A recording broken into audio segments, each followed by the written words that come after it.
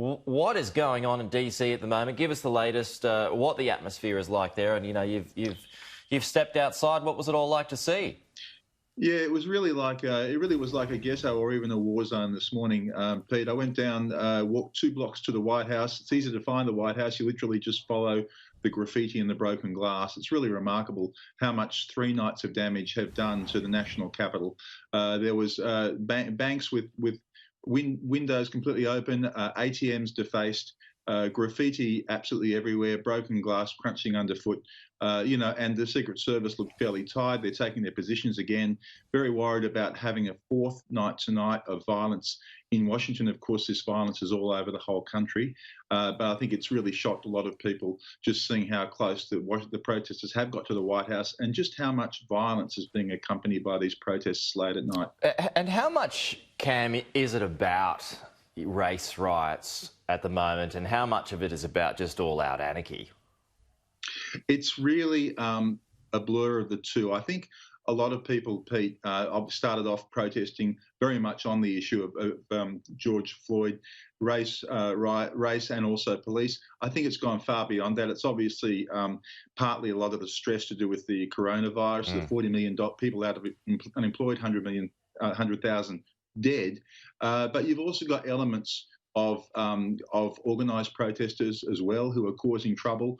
You've just got a lot of ratbags there as well who are honestly, we're talking past 11 o'clock at night. They're the ones who are getting out, turning cars over, setting them on fire, threatening police, etc., etc. I mean, I should stress about 90% of the protesters are very well behaved, but it's this small element that is really causing the problem. Yeah, in the last few minutes, last half hour or so, Barack Obama has voiced his concerns about that on Twitter and suggested that, yeah, like you said, Cam, that most of it is peaceful protests, but it's the small percentage that stands out. And it did get quite close to the White House, didn't it, last night? There was a guard tower that was attacked. There was that famous church that you've written about this morning as well that was partially burned. So they got pretty close to the White House, and I suppose it's a matter of routine that Secret Service moved to protect the president.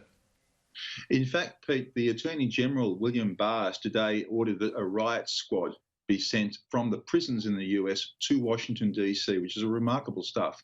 And that's basically an admission, if you like, that they're not entirely sure the Secret Service could hold the crowd back if it got too unruly. It's really remarkable stuff. And yes, the St. John's Church is, of course, where all the presidents have prayed since it was built in 1816. And to see, it was only the basement that was on fire, but even to see that was such a symbolic gut punch, if you like, to America. And so I think what you're going to see tonight is a very, very, very heavy police presence. And we'll just have to see what transpires. Yep, okay. And also, meanwhile, Donald Trump, he's being pressured to address the nation, isn't he? It's not clear whether he's going to do that or not. Meanwhile, he has had a voice call that has been recorded, and in that he says that governors have been weak.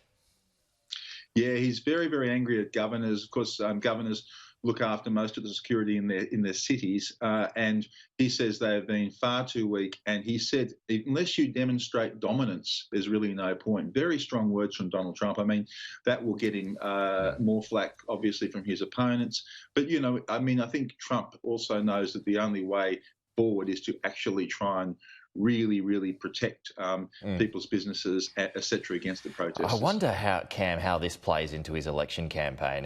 Is it going to be based on law and order now? It might be, Pete. I mean, I think that's what the president is trying to do here. I think he's really trying to say, look, I'm the law and order guy. Obviously, in doing that, he risks he risks getting flack, especially from African Americans, saying he's not taking this issue of race and police seriously enough. But Trump says it's gone well beyond that, and to a degree it has gone beyond that. And he's just saying this is the law and order issue. I'm going to be the law and order president. So I suspect with Donald Trump's base, they will like his approach here. So I don't think it's the vote loser that a lot of the liberal media over here seem to be saying.